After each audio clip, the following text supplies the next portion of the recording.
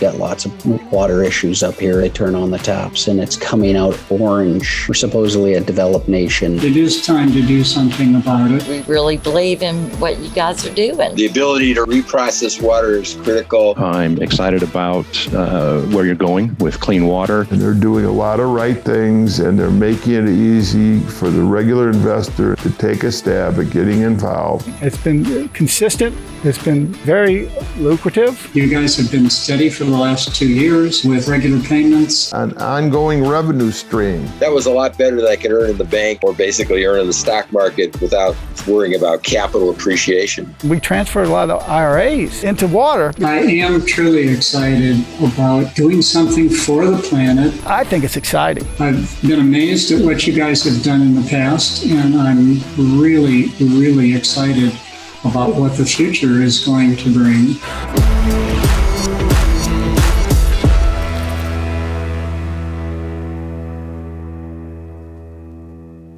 Welcome everyone this evening, and we have a great show ahead of you. I was slightly delayed by I was publishing some really good news, so you're gonna love it. It's news that I can't say a lot about, which is why I was being so careful. But I think you'll like it. Without further ado, let's get this party started. Well, here we are, July the 20th, briefing number 220. And officially, our motto for Water on Demand is "Water is the people's asset," and we feel very strongly about this. I was on a major podcast today, very, very important podcast, and the importance of the social justice work that we're doing. You'd think that we're just working with industry, but what we're really doing is helping industry get off the grid so they're not hogging the grid, so that people like you and me can have good water, so that the utilities can serve the people as they're intended to. So that's why, and of course, water is the people's asset because we're also the only player in water as a service that is enabling investors to come in just like an oil well. Ain't nobody else doing it. So that is huge. And Ken and I are very proud of that. All right.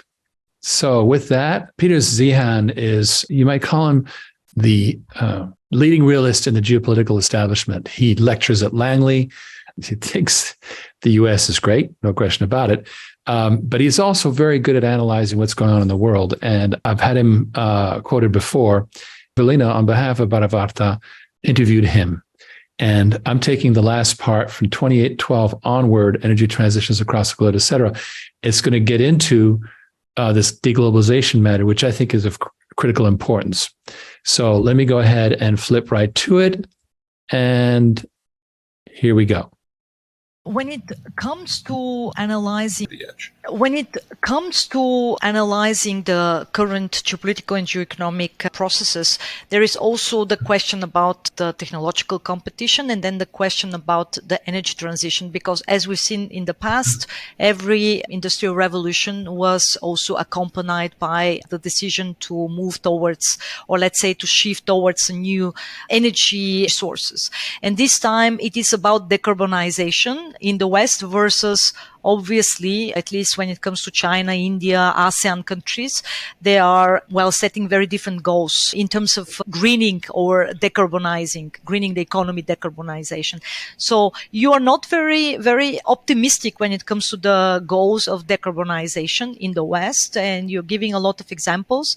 Why is it so? What is the short version specifically? Are we going to see actually a negative outcome from this political decision? My biggest fear is linked to, once again, geopolitics, and that is that in the case of Europe, 98% of all of the critical raw materials, rare earths for, this exact green transition are coming from one single supplier, and that is China. Yeah, I'm afraid that the green transition in its current form is a horrible idea. The technology really just isn't ready. Solar panels and wind turbines are great if you're in places that are sunny or windy, but that's not where 85% of the world's population lives. And in most places, especially places like Moscow or Berlin or Paris or New York or Toronto, if you put up solar panels, you're never going to generate enough electricity to pay down the carbon debt that it took to build them in the first place. Just leave the economics to the side. The carbon side is a disaster. But there's a broader problem here, and that's we won't be able to build the stuff in the first place. If we really do want to decarbonize and hit net zero, then by the year 2030, we need 2 to 3 times as much copper and 10 times as much nickel and 18 times as much lithium and on and on and on and on. Humanity has never doubled the volume of any industrial material that was already in use in a 10-year period. And now we have to do this for 11 different materials and a lot more than doubling? No, can't be done. Now, there's enough out there for the United States, but that would require the United States conquering Congo and taking a big bite out of northern Russia and parts of northern China and South Africa. That's probably not going to happen. We just need a new technological breakthrough in material science before we do this at scale. So I'm concerned that a lot of what we're doing right now is wasting capital and increasing our carbon footprint in the name of reducing our carbon footprint. Well, I was also thinking about the role of international institutions. Now, we moved, at least in the last decade, from too big to fail banks towards big tech. Then, meanwhile, we are in a scenario of what I call too central to fail, namely the unprecedented monetary policy of central banks and their role actually for global economy. How do you place actually the role of international organizations and institutions in your geopolitical assessment? And actually, are you bullish on one specific state actor, or let's say a group of state actors where you say, okay, in this precarious decade, there is this indeed very positive story, or is this positive story namely linked to United States, or maybe, like I said, another specific country? In my case, I'm very bullish on India because I really think that because of this equidistance, as you describe, India betting on India and having the demographics and the regional power projection and being capable and willing to actually step in and protect its own interests by military force, contrary to the European Union and to the European powers.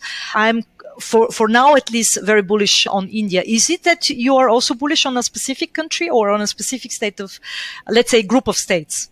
Let's start by saying that when it comes to international institutions, they only have as much power as their member states give them. And that makes them fairly truncated. They're talk shops, that's useful, but they're not into governance in any meaningful way. The institution that's going to be most important moving forward is the U.S. Federal Reserve. We're entering a world where most of the major countries don't have enough young people to consume. And what is monetary policy if not the ability to regulate consumption? So we have exited the last period of synchronized global consumption-led growth. We'll never have that again because there aren't enough people. And when we get to the next downturn, whenever that is, only the Federal Reserve is going to have the tools necessary in order to stimulate consumption in the United States again, which means the United States de facto is going to be setting monetary policy for the world because the Europeans, the Japanese, and the rest won't be able to do anything. It doesn't matter if you drop interest rates if there's no one there to buy. So we're seeing this breakup and this unification of the global economic system all at the same time, with one authority basically setting policy for everyone, but the trade links that allowed that policy to percolate everywhere more or less going away. We're entering unknown territory here. I mean, we've had ups and downs and unifications and breakups and trade systems over and over and over through history, but we've never had the sort of build that we've seen under globalization, where we basically all joined a single global whole with differentiated supply chains and materials crossing the globe as a matter of course. There was also always population growth before. So even if you did break away, you'd still have something to build on. We don't have that anymore. Let's put this as a final question. Are you bullish on a specific Oh, sure. Yeah. Sorry. I forgot about country? That one. Okay. So if we do have a degree of breakup, there are places that have more going for them than others. One of the big things about globalization is the United States basically declared that geography doesn't matter, that we'll take care of security. You can access our market and everyone else's market as long as you side with us against the Soviets. And that created the global system. You break that down, and geography matters again because you're going to have to do a lot of it yourselves. The 4 countries that kind of have the magic mix of geographic features that give them security and an economic shot are France, especially post-EU, Turkey today, although they have to get through a financial crisis first. Japan, which even though it has horrible demographics, it's been grappling with this and addressing that issue now for 40 years and has done a decent job. And Argentina, which I will never say is a country you should follow financially, but they have the assets and the physical location to persist in their current form for at least another century. And compared to most countries, that's just not on the cards. Those, plus the United States, those five are the ones that are going to be able to influence their own neighborhoods to their own liking. And then there's kind of a secondary set where the demographics are pretty good, the security is pretty good. They won't be able to project power, but they're going to be very good by themselves. All of Southeast Asia falls into that bucket, and a fair amount of Latin America, especially Mexico, does as well. So it's not that we're going to see a world of no growth. It's we're going to see a very split world with some parts of it doing very, very well. India makes that second list, can't project power, it's on its own. And with the exception of the Pakistan question, it's pretty much going to get left alone unless it decides to go on a little foray in the Persian Gulf, which could get really interesting really fast. But your opinion on Argentina brings me to a final question, and that is, how do you see this kind of regionalization also in terms of currency or commodities blocks? Because I remember that Argentina is now applying for BRICS, and next month there will be a BRICS summit, and I suppose that they will announce Argentina's membership or whatsoever. Currently, the Russian leadership is meeting the BRICS Bank president, the new one, which is actually the former Brazilian president. So these kind of regional developments are quite striking. Also, in terms of commodities, currencies, moving away from the the US dollar, not so much because of their own weakness, but actually because the US dollar is so strong, and that presents a lot of troubles, a lot of problems. Do you see this decade being controlled under the global dominance of the US dollar, or we will see? I think the US dollar is only going to become more important. Let me start by saying any international organization of which China and India are both members is one that doesn't do anything because they have different opinions on everything that matters. That includes this currency talk. And if you want to have a new reserve currency, there's a few things you need. You need an absolutely massive amount of currency to lubricate the trade. That eliminates any sort of international partnership. And now you're only talking about the yen, the yuan, the US dollar, and the euro. You need a country that is not involved in international trade from its own point of view. It can't be important to it. So in the case of China, where you're talking 40% of GDP is directly or indirectly linked to trade, they would manipulate the currency day in, day out to get what they want, like they're doing now, like they always have done. The Europeans confiscated insured bank deposits, so no one trusts the euro to be a currency of exchange. And the yen tried this back in the 1980s and got burned, and they'll never do it again. You also have to have a system that isn't going to monetize like mad. And yes, the United States has monetized, but China has done it so to a factor of 5 more. And the total money supply in China is over double that of the United States, despite the fact that it's not a trade currency. So there's no combination of currencies, no individual currency out there that work. And if countries tried to pool and do a joint currency, who runs it? Because they're going to run it for themselves. If you have an independent authority, that will be the most bribed person on the planet. So there's nothing about this that is going anywhere. And in the world we're moving to, where international trade links break, it is even more important to have a singular store of value that doesn't care about the day-to-day value. So ironically, the less trade there is in the world, the more important it's going to be for everyone to have access to the US dollar. Which means if you think the United States has gotten a little bullying and with the Russians on currency policy of late, just wait till there's no global trade system to support and the Americans can really let rip. Ladies and gentlemen, Peter Zeihan, The End of the World is Just the Beginning, Mapping the Collapse of Globalization. This is the most recent book of Peter. Peter is a geopolitical strategist. Thank you very, very much for taking the time and taking part in this episode. My pleasure. I didn't cut up the financial stuff because I thought that was very, very interesting.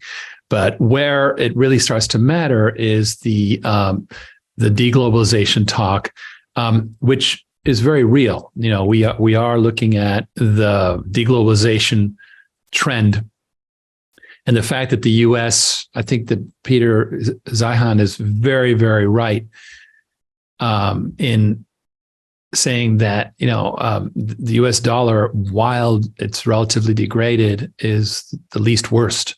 And it's kind of been there all along, and it's kind of the big boy on the block.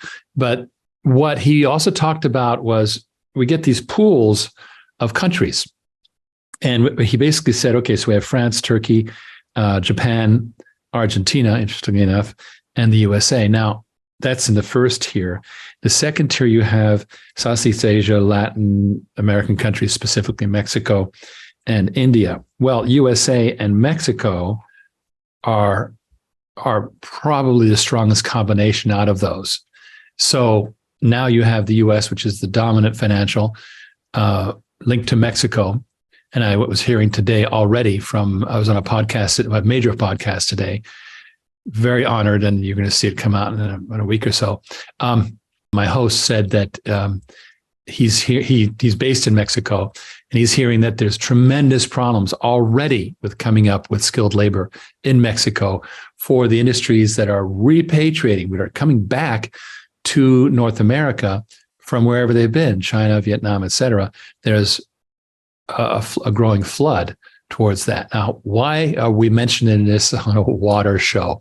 Because this flood is only going to intensify. The next 25 years are going to be about the world breaking up into regions, self-sufficient regions. And as that happens, we're not going to have this spread out supply chain where some parts you make in China, some you make in Vietnam, some you make in Pakistan. Somehow it all comes to an assembly plant in, Laos or something. No, it's not going to happen. It's going to be concentrated. And the concentration is going to create massive overload of infrastructure. Now, I included he talks about energy, and he's absolutely right. There's a big problem with energy. Decarbonization, as he calls it, is way, way too early. We need to solve the material science issues, because we just can't have 18 times the lithium we currently mine. It's just not going to happen in the next decade. To do it by 2030, we'd have to have 18 times the lithium. That's just not in the cards. So what it's going to do to energy is intense, but it's also going to do things to the water supply. And every one of those manufacturing facilities, as it comes back to the North America region, I include Canada because Canada is also competitive for certain high-end products, is going to have its own integrated water management. How do I know this? It's because our company, Progressive Water Treatment in Dallas, has major customers, which I cannot mention publicly, that are doing exactly this, that are manufacturing companies. And they are in wholesale distribution. They are in manufacturing. Not going to say of what, because I'd be giving away the story. But the point I'm making is it's already happening. And PepsiCo, for example, which is not a client, but I'm mentioning as an example, has committed to 80% recycling of its water. Well, it can only do that if it does its own water treatment. So this is what the world is coming to. This is the brave new world. And it's got me so excited. Okay, so let's move on quickly. Let's see. I have a little chat here. Please tell us we don't rely or depend on any of our resources or parts from China. Keith, we don't. In fact, during the whole supply chain mess, we had some issues for a while with pumps that were up to 180 days delayed. That has resolved itself. But our main parts, like those high-density polyethylene and polypropylene envelopes that you see, are very low tech, and they come from the US. And so for bulk of our manufacturing ourselves, we are not dependent on China. Okay, so with that, I'm going to keep on trucking here. I have an announcement to make. So let's get on with that. Again, spent time just before the show trying to just make this as neutral as possible because there are limitations on what we can say. So I'm just going to juxtapose our 10K. In other words, 10K is the annual report for 2022, which was made in April. And in that 10K, you see a published statement which says that we had a claim with a fund called Octus where we were trying to dismiss their claim for $570,000. And as of March 8th of this year, we were appealing it. Here is the outcome. There was an 8K, which is it's a report of events, a current report. And that was on July 12th that we reported this. And here it is. On July 12th, OriginClear entered into a confidential settlement with Octus Fund relating to the settlement and release of certain pending legal actions.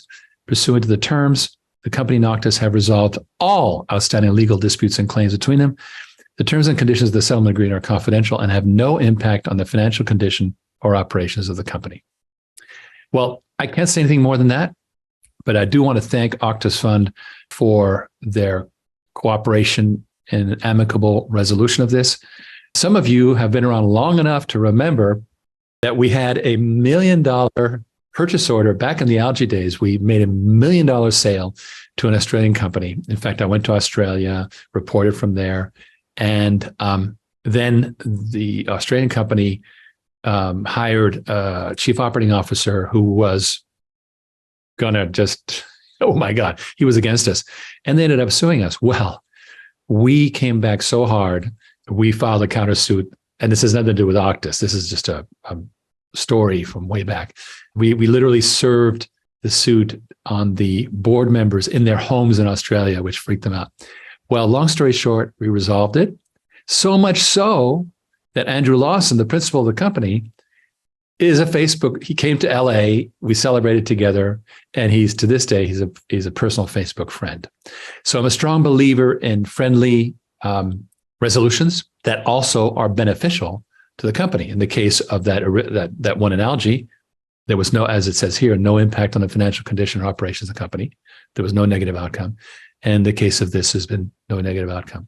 And with that, I'm happy to report that there are no legal proceedings against our company today, which is a very pleasant thing to report. All right. So moving on now, we have a podcast. And this is an alternative health. This person, Marianne Mitchell, is an important player. Road to Living Whole is her site. Let's take a look at what she had to say and ask me about in the health field. Today, I have with me Riggs Eckelberry, and he is a nationally renowned entrepreneur who's going to talk about all things water. And it might not sound like it's going to be interesting, but I promise it's going to be absolutely fascinating. And you are going to want to tune in because there is so much to learn about water and how it impacts our bodies and our health and our chronic disease that we're struggling with. And there's so much that we can do. And we're going to dive into all of that. So Riggs, thank you so much for joining me. Marianne, it's such a pleasure and an honor, really. Thank you. It's my pleasure as well. So I would love for you to introduce yourself to our listeners so they can know who you are, and then we'll dive into the topic of today. I came out of high tech in the 90s and the early 2000s. And when I finally became sort of working my way up the ladder, right? And because in the 80s, I was an entrepreneur. But then in the 90s, I buckled down because I had a family. I had a family to grow. And so over 10 years, I became sort of C-level executive in high tech. And when I finally had a chance to become a CEO, I was offered a position, not so much in tech, but in what was then called green. This is 2006. And in 2007, we launched a company in the algae industry. Algae is a wonderful thing, but we were focused on it for biofuels, which remains a fantastic solution to the whole fossil fuel problem. But that was cut short by the fracking revolution, which brought the price of gas down, good for our pocketbooks, bad for algae. So as a result, we pivoted into water, and we became a company named OriginClear, which is a public company today. Has been on the over-the-counter market for 14 years now.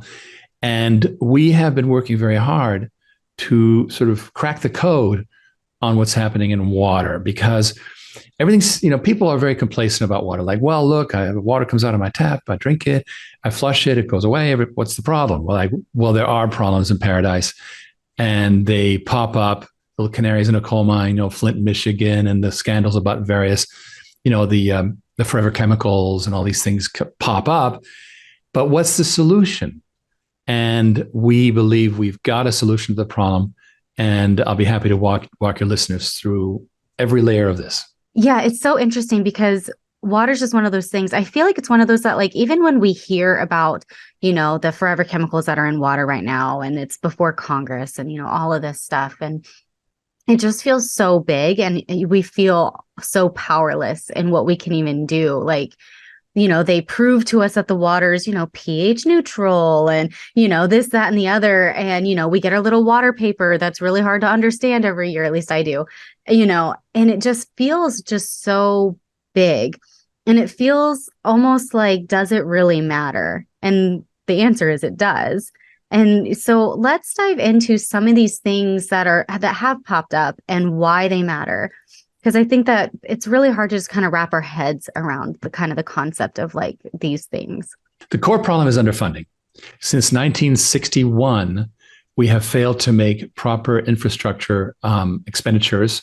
And so the graph for operations and maintenance, which is kind of like you keep taking your old Toyota Corolla in for repair, but you don't really fix it. And you keep adding water to the radiator as it leaks. That's kind of what's been going on for steadily since 1961, which is, more than 80 years. So as a result, we've accumulated a backlog of unfunded infrastructure needs, even while industry's grown, agriculture's grown, the population has grown.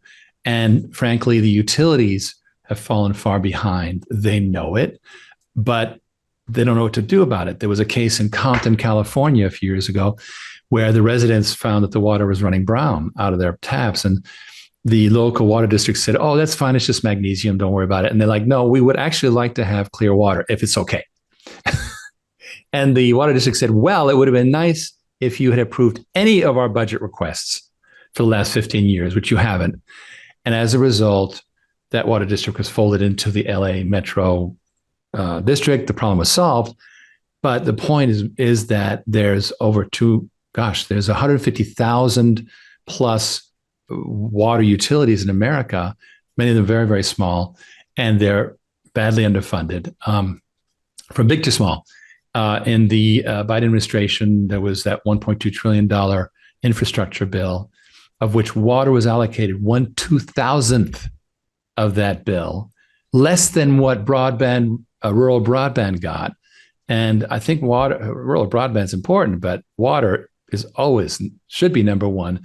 But for whatever reason, it's not. So under allocation to water infrastructure. Now, the problem is, now just to give you where the problem's at, your listeners can go to the environmental working group, ewg.org/tapwater, enter their zip code, and they'll see, probably more easy to understand than that report you get from your utility.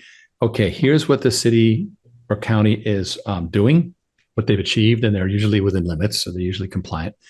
And here's the actual science, and it's 5,000% too much on this, 2,000% too much on that. And now you know what the problem is in your neighborhood. And in general, U.S. tap water is in bad shape. Now, that's the incoming water problem. The other problem is the sewage is not being treated adequately, which is also impacting the groundwater and ultimately comes back to the tap water. I mean, it's a big circle. So why is this going on? Well, I can tell you that the real problem is overuse by industry and agriculture. 90% of all water demand is by industry and agriculture. Roughly, in the U.S., roughly 50%. In Somalia, it might be like 80% agriculture, but in the U.S. is about equal.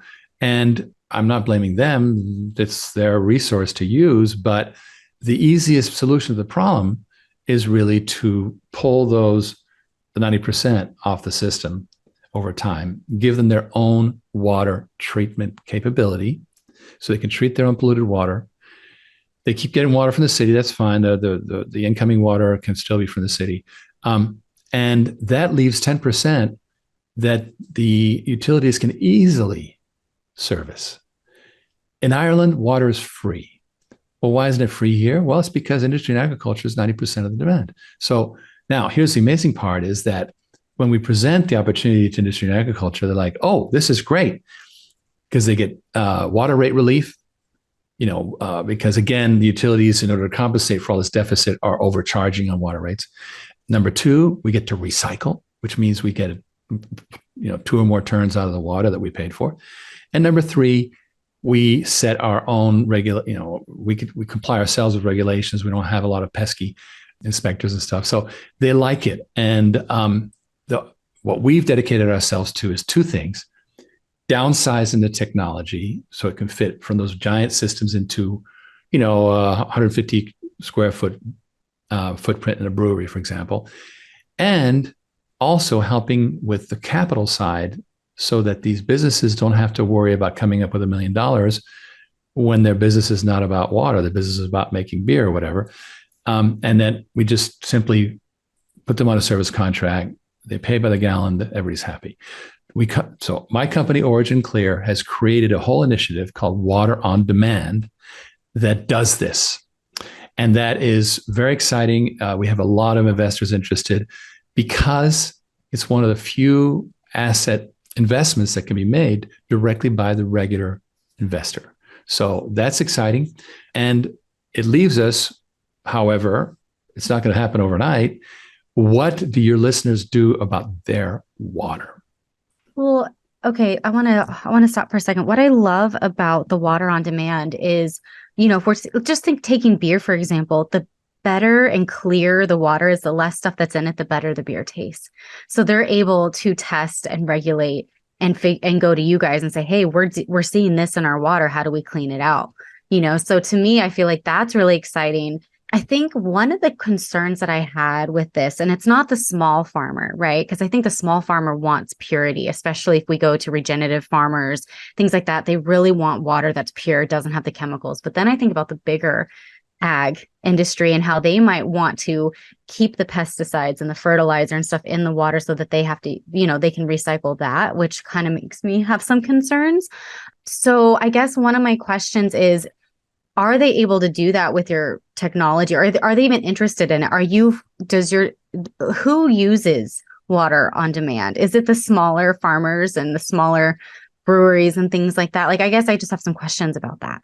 Right. So you're talking about a new segment of the water industry, which is generally called water as a service, where private businesses like ours take the burden from the city. Now, we're not taking a lot of people go, oh my gosh, now you're like Nestle, you're going to take all the water. No. Leave the water supply the way it is. We're talking about dealing with the dirty water. And water as a service basically does the sewage. Instead of the public utility, it becomes a private utility on premises. And so it's self-reliant water treatment for the business. Now, there are big operators in water as a service that do giant, they work with Pepsi and stuff like that. Pepsi's made a commitment, for example, to recycle 80% of their water. So somebody's got to do that for them. They've got giant companies taking care of that. What we're more focused on is the small to medium operator, which is from 5,000 gallons a day of effluent up to about 20,000 gallons a day. So craft breweries, housing developments, mobile home parks, freeway rest stops, lots of these RV campgrounds. Like we helped a dealership in Pennsylvania relocate onto very cheap land, and they didn't have to connect sewage. They just put in our system and they took care of their own sewage. So it's basically being able to cut the cord. And so we're positioned a little bit lower in the scheme of things, but there's many, many more. So that's the giant amount of where there's a relatively few giant companies. We're talking about the ones you're talking about, which is small to medium, and they are conscientious and they do care. So the short answer is not everybody's going to comply. You've got a big problem in the Carolinas with the poultry processors, and they're putting a lot of nitrates in the water, and it's creating algae bloom and all that stuff. It's not going to disappear overnight. But for example, in Florida, the legislature passed a law to regulate basically any kind of basin where water gets caught.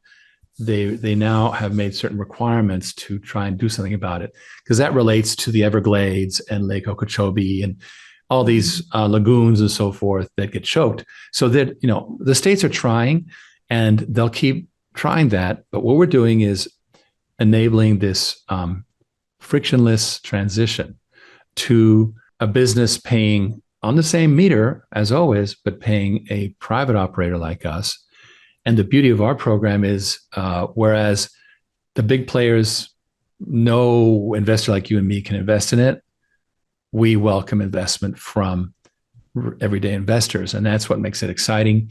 People can go to originclear.com, click invest now, and they can get, right now they have to be accredited, meaning that they have to make $200,000 a year. But, we also have from time to time a crowdfunding offer that comes in that we offer to people who don't have to be accredited. So one way or the other, regular people can invest in this revolution. And that's our role.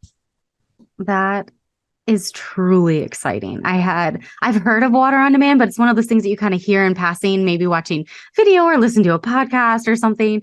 And it's really cool to just kind of really learn what you're doing. And that's really exciting. Okay. So I love that you guys focus on the small and medium businesses, because I feel like those get neglected so much, and the opportunities are so much fewer, far between, or harder to find maybe. Sure. But, now going to us and our water in our homes, what are some of the issues that maybe people have maybe heard about or maybe haven't heard about, and things that really do impact our health as individuals? You know what? Let's illustrate that. ewg.org app water. Okay. And here we go. What's your zip code? 85032. 85032. Let's take a look at your water. City of Phoenix, contaminants detected 8. There's 20. There's 20 total contaminants. 8 exceed Environmental Working Group health guidelines. So that's the picture. And tap water provided by this water utility was in compliance with federal health-based drinking water standards, but unfortunately, legal limits have not been updated in almost 20 years.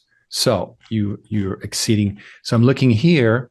What are the 8? You are arsenic. You're at 1,200 times. The utility is at 5 parts per billion. The Environmental Working Group's guideline now, based on new science, is 0.004 parts per billion. So they're 1,266 times worse. Chloride, 2.6 times. Chromium, 20 times. These all have cancer effects. Nitrates. I'm not going to say some of the words because radium. There's a ton of stuff that is problematic for your zip code. So this stuff is coming in your tap water. Now, if I happen to drink for the tap every once in a while, it's no big deal. This stuff's not going to. In America, water won't kill you immediately, but it's the long-term effect we worry about. So in addition to these various cancer-producing chemicals, we also have problems with what's called forever chemicals, which are like the residue from Teflon pans and that kind of thing. Like the PFAs or PUFAs. PFAS. I know, and it's got some horrible. I mean, what is it? I keep forgetting what PFAS means, but it's a really long word. I know. Per and polyfluoroalkyl substances, PFAS. These are chemicals that resist grease, oil, and water and heat. They were first used in the 40s and are now in hundreds of products, such as stain and water resistant fabrics, carpeting, cleaning products, paints, firefighting foams. So that is, by now, it's everywhere. Mm-hmm. And it's very hard to filter out, number one. Number two, 95% of all Americans have glyphosate in their bodies. What is glyphosate? Roundup. And Roundup is, frankly, abused in farming for reasons. I can get into that story, but the bottom line is that they overuse it as a herbicide, but also to dry out the crop quickly by killing it. So they completely overdo it. And as a result, not only do the farmers really get hurt, and I've one of our investors is a doctor in Wisconsin, and he sees the farmers come in with brain cancer, glioblastomas, directly resulting from this. But it also affects the rest of us. And that's what we have to deal with is this. Now, glyphosate as a particle is very small. So you have to take special care to get it out. And finally, there's the emerging ones that we're learning things about, like atrazine, which is a herbicide that may be harmful. So what do you do about it? Well, I can tell you what we did in this condo. We moved in November 2021, brand new condo here in lovely Clearwater, not sunny today. And what we did was we got, for the entire condo, we got a whole home system that's just ultrafiltration, pretty cheap. It goes down to 0.2 microns, which is good for a lot of particles, not enough for the glyphosate, but for most particles. Then under our sink, we mounted a reverse osmosis system that takes everything out, so much so that you have to have a remineralizing stage afterwards. And that gives you absolutely pure water. And we cook with that, we drink it. And the third thing is you got to make sure your shower water, because your skin absorbs a tremendous amount of water during a shower or a bath. So that we got special shower heads, filters. And the one we've got, I think, is on Amazon is Pro 1. And that filters out the glyphosate and everything else. But I mean, so once a year, you change that filter too. And that's it. That's, you're set, and you're set for the ongoing problem, of the filtration. I'm getting the exact name here. Pro 1 Pro Max. Pro 1 Pro Max is one brand. I have no monetary interest in it, but that's what we use at home. So as far as the other parts, those you can get from your local, we used Florida Water Treatment, local company that does consumers. Any consumer type vendor, you can look it up in your Google, and they'll take care of that. So that was, you could do whole home reverse osmosis, but that's going to be relatively expensive, and I think it's overkill. So you do the ultrafiltration for the whole home, the RO for the sink, and you protect your shower heads and move on, get a life. What I love about that is it actually is really simple. Like my dad installed the under sink RO with the remineralizing step. I even think there's an ultraviolet light that it goes through, Sure. And the water tastes amazing. It boils quickly, all of that stuff. Like it's really, and it's only, I think it was like $180, and then you replace the filters quarterly. Some of them are annually. Like there's all these different ones now, but that's really tangible. Like that's really not that expensive, and you can focus on one thing at a time. I if you had to pick one to start with, what do you think would be the place to start? I would focus on the drinking water. Yeah. Now, not everyone has the money for an under sink. Maybe it's not that expensive, maybe $800, $900. But worst case, just get a Brita filter, or similar. There's those really good gravity fed ones that Berkeley is one brand of those, which are really good because they're big cylinders, 5-gallon cylinders with these black carbon filters. That way you've always got a supply of water, and it's perfectly good. So that's step one. Also, you can get those, send your kids off to school with a water bottle that's got a built-in filter. Yeah, they have them at Costco. Yeah, exactly. Yeah. And that takes care of business. So you can do that very, very simply. The key is awareness, and just be sure. Now, I am not a fan of buying bottled water. We know what it is environmentally, but also if it sits in the car, then the plastic leaches into the water and all that. So where possible, get glass drinking water bottles. Metal's okay too, but sometimes it has a flavor, I've noticed. Yeah. Glass is the best by far. Yeah. So I was thinking, like here in Phoenix, we have all kinds of water refill stations that are RO based. Refill stations are everywhere. And, the glass is, I would say it's not that expensive. It's a little bit of an upfront, but you can get gallon glass jars, and then pop the lid on and use them that way. We also have like water delivery companies, for drinking water, things like that. There's lots and lots of options. So I love, I'm not a fan of plastic either because of, the leaching of the chemicals and then of course the pollution. I'm a big fan of sustainability and reusing as much as we can, where the throwaway, the water bottles that you get are so thin, they're just throwaway. And then it's ending up in our oceans and in our water supply. And it's just not good.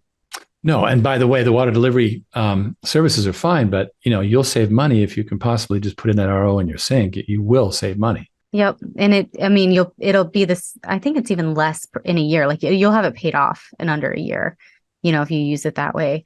I'm a big fan of, just installing it yourself, because it is so much more cost effective. Well, you're a DIY. That's amazing. Wow. Not me. I have a dad. My daddy's DIY. Well, then he probably enjoys it. Yeah, he does. And he's he does things right. Yes. So, yeah, I have my daddy. He does all that stuff for me. So, but if you're not handy, there are companies that do it too. Okay. So what else do people need to know about water? Well, remember that there's water everywhere. Like when your kids go to school, they're using a water fountain, things like that. So think about other places the water is being consumed in your home, and make sure, like we mentioned, sending your kids to school with their own water bottle. Kids don't necessarily comply, but hey, what are you going to do? So mine lose water bottles like at least 2 to 3 times a month, and we find them or we have to get new ones. So the cost can be there, but I always fill up with the good water at home. There you go. And I try to get them like the bigger ones, even though they're kind of heavy. But my kids are older, so they can kind of lug those around.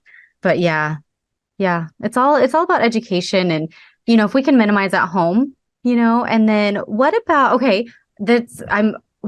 what can we do on a local level to advocate for cleaner water following the science? I feel like, again, it's like, okay, I can do this at home, but it would be nice if I didn't have to do this at all. So, when we were, meeting each other and kind of talking, you mentioned how a lot of people don't pay their water bill. And so we're already underfunded, and then people aren't paying. Mm-hmm. So then they're even more underfunded, and so it's kind of like, what can we do on a local, I always believe local up, right? So what can we do on a local level? What are options to kind of help make some changes? Like, yes, we can do this at home, but it'd be nice for the people who can't afford the water systems and all that. What can we do for our community as a whole? Right. Well, utilities are local, and they are under the control typically of a city or county. And there are ways to agitate for better funding of these. It's a slow process, but got to do something, right? So that, for example, I mentioned that bill that just was passed a few days ago in Florida legislature to protect as I say, these catchment basins that are very sensitive to runoff. So things like that, I think, are worth supporting. I would say local action, as you say, city council, county government. In this county, Pinellas County, there's a very active county legislature, county board, whatever you call it, board of supervisors. And so they are susceptible. They have meetings, and these are open, and citizens can ask tough questions, and I think it's very important. Awesome. I love that you have that resource, because again, the science is always changing. There's new science coming out all the time. And then just kind of learning, like, if I wanted to do this, like knowing that there's some steps and there's some resources and some support, because it can feel kind of lonely, being a change maker. But yes, because the great thing about it being on such a small local level is one person shows up and asks some questions and brings some studies. It can stir the pot, or agitate the beehive or whatever. It can really kind of get some things moving, and I also think it's also good to understand where they're coming from and what the system looks like. And, they might just be like, well, we've just done it this way for 50 years, and then also advocating for funding. If they really, really need it, then we know what we need to vote for, right? We know what we need to ask our legislatures for. And I'm a big fan of local government, especially since the pandemic. And everything that happened, I think local is where it's at. But that's also just where it changes. If we can change our small little bubble and everybody changes their small little bubble, all of a sudden that big bubble is huge. And it's the same thing with, everything with eating and farming and water and all of that stuff. So I love that you are working from the ground up and from the small up. Because I think that that's just so huge, because these big companies have the resources, the financial resources, all of that to be able to do that stuff where the small one wants to, but didn't have an option until now. Well, and over time we will get to the ones that are really resisting, like the CAFO, right? Concentrated Animal Farming Operations, CAFO.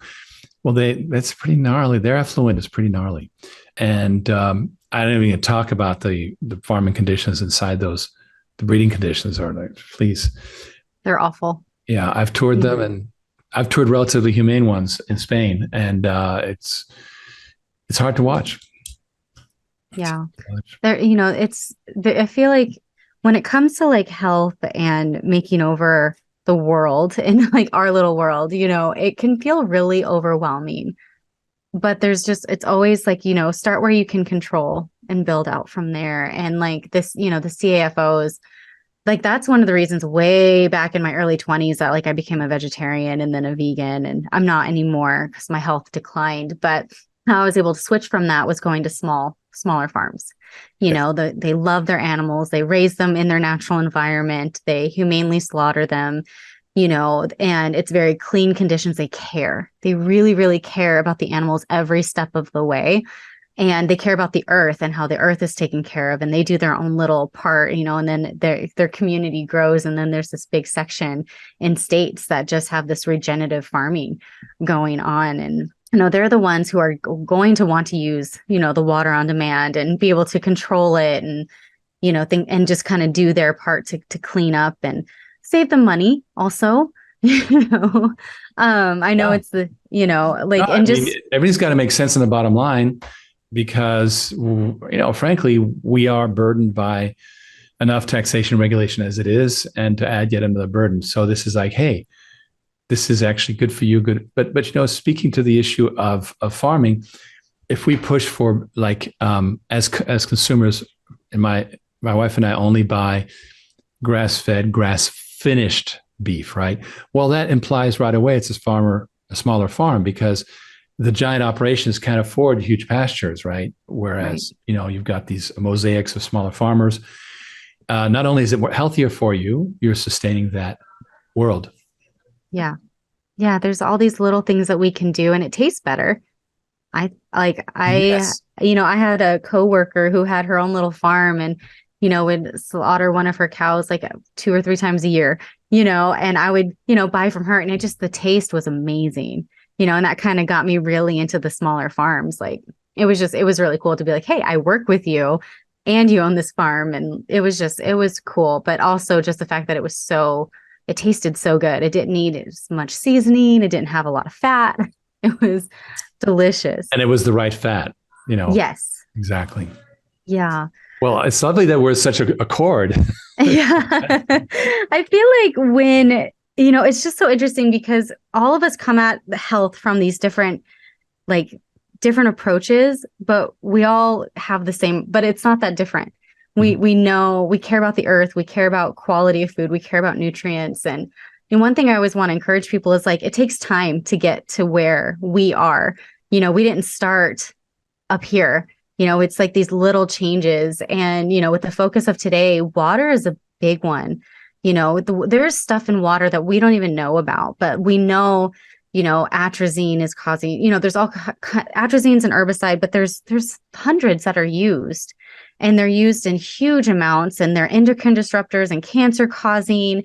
And, and then in the water, they're not able to filter out pharmaceutical products. So we're drinking birth control and psych meds and, all of this stuff. And if we can just remove some of that, even if it were just at home, if we can control that, that's a lot of our time. That's a lot of our water, and it does make an impact, even if you can't be perfect. Just incremental steps really do make a huge impact. You're preaching to the choir. I totally agree with just taking concrete steps, whatever you can do. Absolutely. Yeah. Is there anything else that we need to let them know before we go? Well, one thing to remember, drink water. I mean, even if it's, yes, there's all these problems with water, but drink lots of water no matter what, right? We know the benefits of drinking lots of water. Don't stay hydrated. That's super important. That even if it's not the perfect water, it's better to flush things out of your system and keep things going. So don't forget to drink your water. I love it, especially in the summer. I'm in Phoenix, as we know, and it's 110 plus for the whole week. We're supposed to get some rain, but I don't see it happening. So yeah, you have to stay hydrated. And, at this point, it's staying hydrated is more important than not. And Yes. water is always better for you than soda or anything else like that. So make sure you drink your water. Absolutely. Well, Marianne, it's such a pleasure talking about this. Thank you. Yeah. Thank you for coming on. I really appreciate it. Talk soon. That was a very good podcast. We got into some really good material. That's a health focused one. And it took her, somebody just commented that she turned pale. Arnold said, you must have scared Marianne by mentioning that arsenic was in her H2O. She turned pale. Seriously, though, Phoenix is challenged, and it's very true. It's not a great situation there.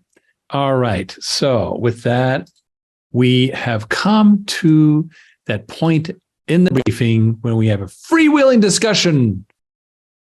Ken and Riggs, bada boom, bada boom. The camera works. Okay, that's thank you, Riggs, for the impromptu camera.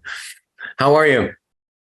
Wow, fantastic! That that news about the legal settlement was just fantastic. Huge. We knew about it for a while, so it's nice to get it out. Nice to kind of put it behind us and focus on the business of building an empire. Right. But these are the things in the road that you need to clear. And this was important. And came at a very timely place. Well, you can never bring too much order, right? The more orderly things get, the better off they are. The more they are managed, then you can focus on your job, right? It's like if, for example, a person is constantly being harassed by bill collectors and so forth, they're not going to get anywhere in life. So if you can just clear the decks, and I thought I'd bring up that here's the zip code where she was located. Here we go. Arsenic, 1,200 times the health guideline. Because here's the thing, the legal limit is 10 parts per billion. Well, the science actually says it's 0.004. So even though utility is at half the legal limit, it's vastly above, right? And radium is not too bad, but as you can see, chromium is not a good thing. So in fact, there's no legal limit for chromium. So these regulations are way out of hand. William Miller raised his hand. William, just go ahead and post in the chat, please. Bob says, bring Estrella back, please. Yeah. Well, we love Estrella. The fact is that she was really focused on the crowdfunding, and we're not currently running the crowdfunding, but the crowdfunding will come back. So little patience. Meanwhile, you're stuck with guys. I'm sorry. It is what it is, right? And we're wonderful guys, but I'm sorry. We have faces for radio is what he's saying. We have a face for radio. Well, let's put it this way. I will never get an Instagram following based on my looks. No. But on your vivacious exuberance. Thank you. And that matters. It's wonderful to have you in Clearwater. We've been having a good time.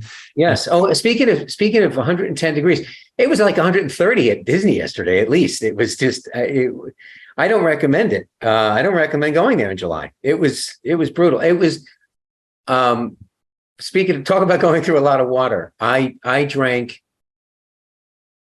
those 20-ounce bottles of water. I must have drank 20 of them over the course of the day. It was absolutely astounding. So, and you're right about the whole, plastic, the plastic bottles and $3.75 for 20 ounces of water. I mean, it's a racket, right? Think about the economic improvement of those people who buy bottled water when you can deliver a process by which they can have access to that level cleanliness of water, even with adjustability of pH and other things like that.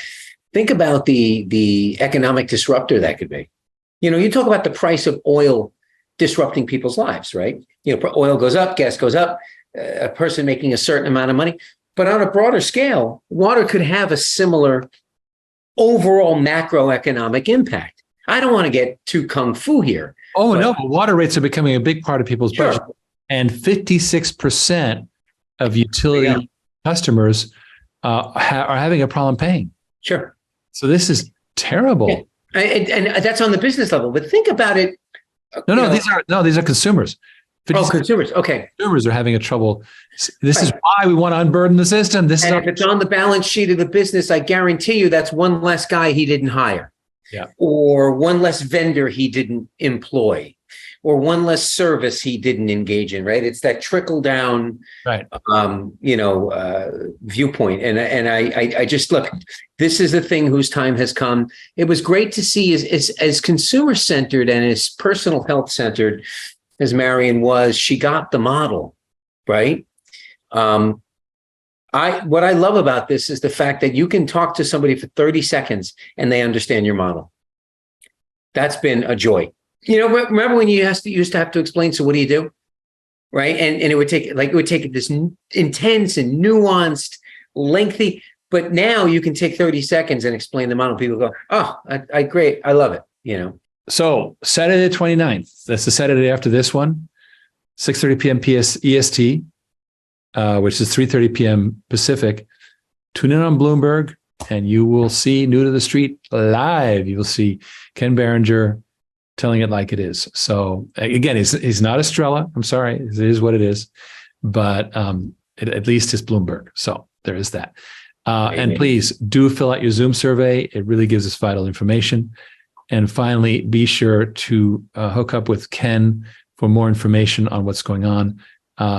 If you're qualified, he will give you the full briefing. So with that, I think I'm very, very happy with today's news. And also, I liked what Peter Zeihan had to say. I wish we had more time on that. That was amazing. So it's this, America's not just going to be okay. We're going to be bursting at the seams, and to be able to, that was, by the way, folks, if you haven't seen my New to the Street interview, I get into that in New to the Street. I go, look, there's going to be this manufacturing boom going on, and we can build this infrastructure faster than they can put the building up, which is going to be absolutely mission critical if this expansion, if this renaissance is going to happen here in the United States. And we're at the heart of it in many ways. Oh, well, here's the thing. We've been prosperous despite giving away our manufacturing. Right. Imagine now taking it back. I know, it's amazing. 2% unemployment. Well, anybody who wants a job can have one. In Mexico, it's negative unemployment. I know. And they're 1 million square feet short of manufacturing space. That's just on the Baja Peninsula. Yeah. That's not even nationwide. Amazing. No, it's very true. So, and I had further confirmation in that podcast I did today you're going to love that. The podcaster is amazing. He's really in tune. And he confirmed that what's going on in Mexico is dramatic. They're already in a shortage.